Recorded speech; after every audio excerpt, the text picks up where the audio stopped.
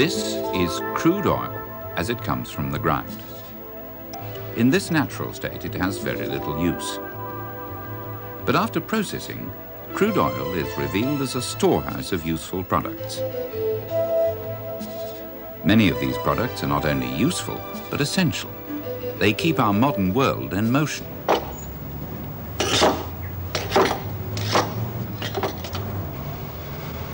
The processes which turn crude oil into products we need and use are called refining. And the industrial complex where they take place is called a refinery.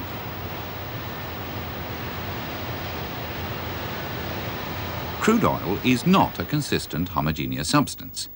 In fact, there are almost as many kinds of crude oil as there are oil fields.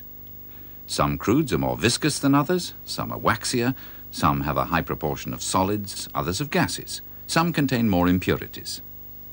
But they all have one thing in common.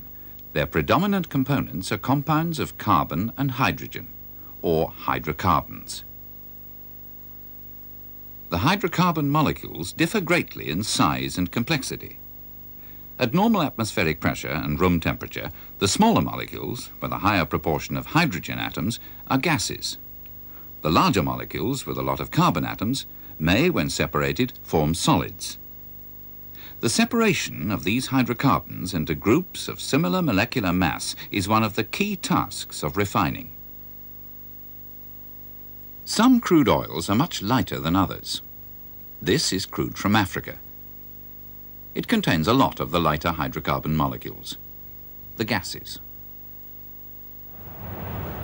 The simplest and most widespread of the gases is methane. In this gas field in the Netherlands, the gas is found on its own, so it's called a non-associated gas. It needs little treatment before it is passed on to the customer, usually just the removal of hydrogen sulfide and water. This can all be done near to the gas field. The gas doesn't need to go to a refinery, and it's often referred to simply as natural gas. Other crude oils, like North Sea oil, can contain a wider variety of the lighter, gaseous hydrocarbons.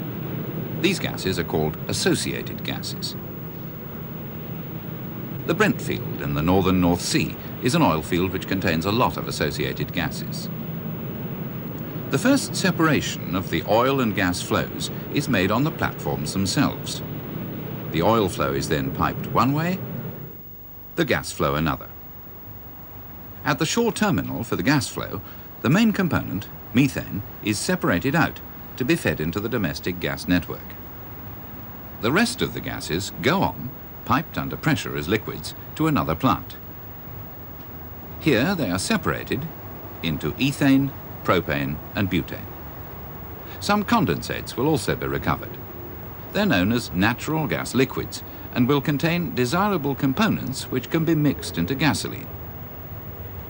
Once separated, the gases are stored. Their main uses are as fuels or as building blocks for the petrochemicals industry. A complex like this is not a refinery, but it does perform some of the same functions. It is certainly concerned with the physical separation of hydrocarbons, but only with the gases. Crude oil must go to a refinery. A large refinery like this will handle many different kinds of crude. It will cover a large area. Its installations will be able to perform a wide range of processing and treatment. Its services must be designed to operate these processes safely, efficiently, and with care for the environment. In essence, a refinery is a chemistry set, but a set on an enormous scale, and a set able to operate continuously.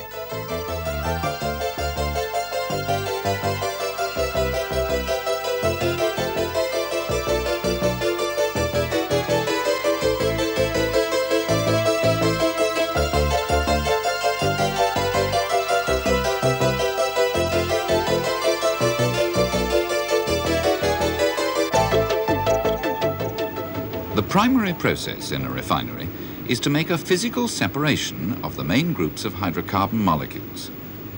The process is called fractionation, and it's usually carried out in a distillation unit.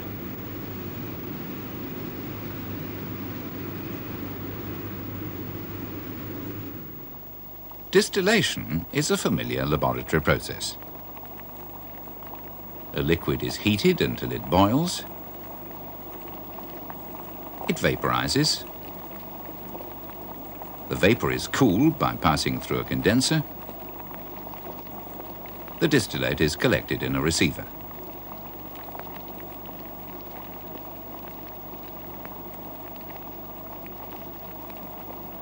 Here, the boiling point of the liquid is just over 100 degrees Celsius.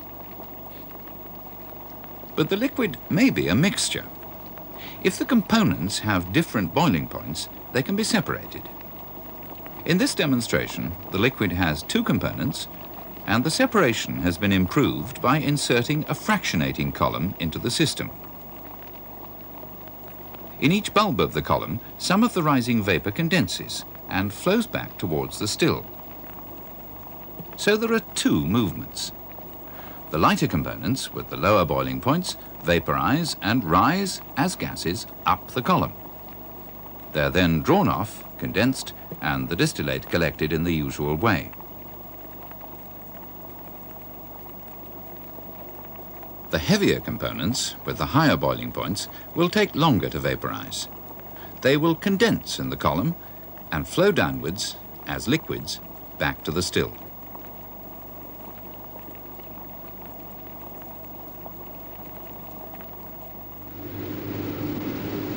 The distillation units in refineries work on the same principle, and a tall fractionating column is their central feature.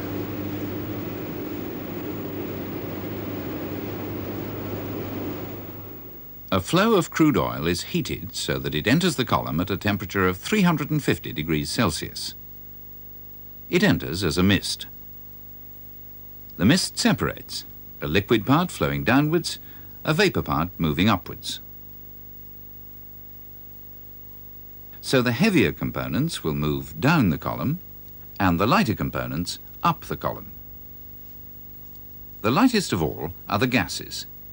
They rise straight up the column to be removed from the top. The next lightest compounds form the gasoline fraction. This will be drawn off with the gases. This flow is cooled, then the liquid gasoline is separated from the gases. Some gasoline is allowed to flow back to the top of the column, where it acts as a coolant. Lower down the column, other distillate fractions will be removed.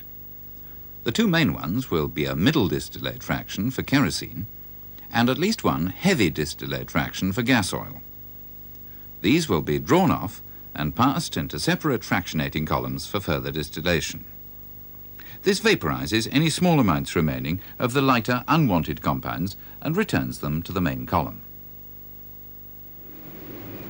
An actual distillation unit will have a number of these secondary columns, depending on the number of fractions being separated. But even so, a primary distillation unit will produce fractions, not marketable products. And the fractions produced will have to undergo a range of further treatments before they're ready for use. But a good start has been made. 4 very useful fractions have been separated. The gases, piped and bottled, have a wide range of uses in home and industry.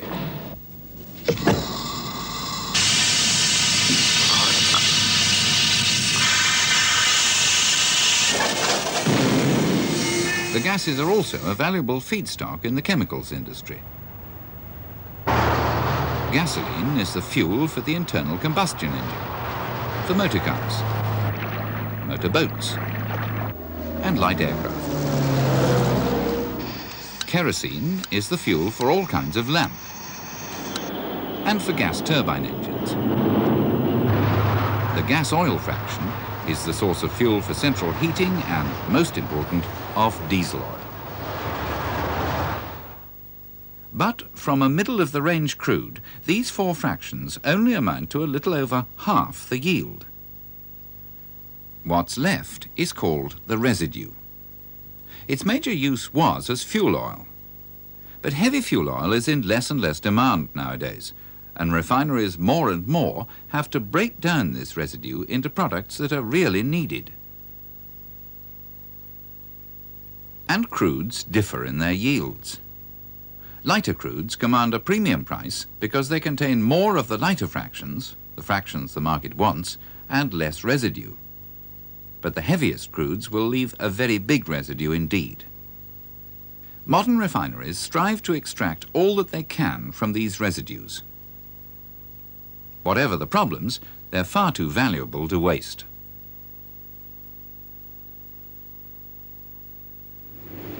The distillation process has not outlived its usefulness. The residue can be passed for further physical separation into a vacuum unit. Reducing pressure lowers the boiling point of liquids. Into our laboratory demonstration, we've introduced a vacuum. The liquid now boils at a much lower temperature than before. In vacuum distillation in the refinery, the residue is subjected to high temperature under low pressure. Most of the fractions produced will be used as feedstocks for further refinery processing. The lightest fraction is still quite heavy, a kind of gas oil.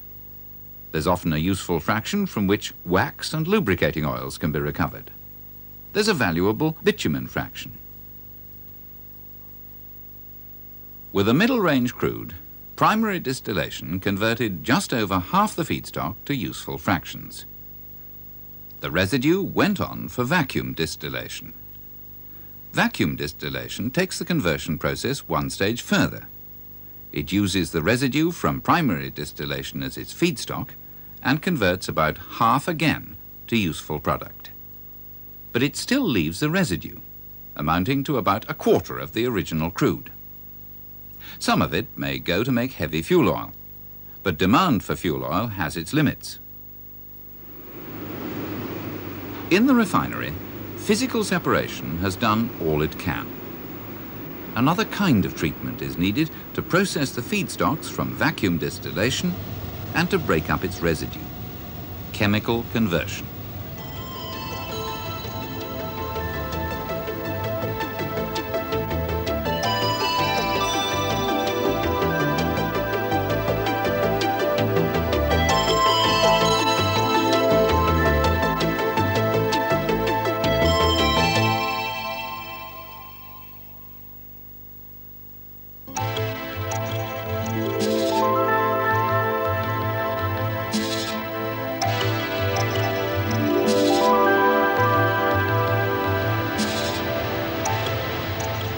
Except with the lightest crudes, the products of refinery distillation are not yet ready for the market.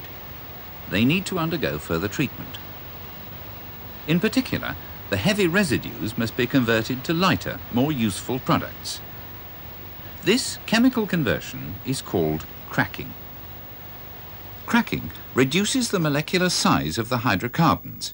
It breaks up long-chain molecules into smaller ones.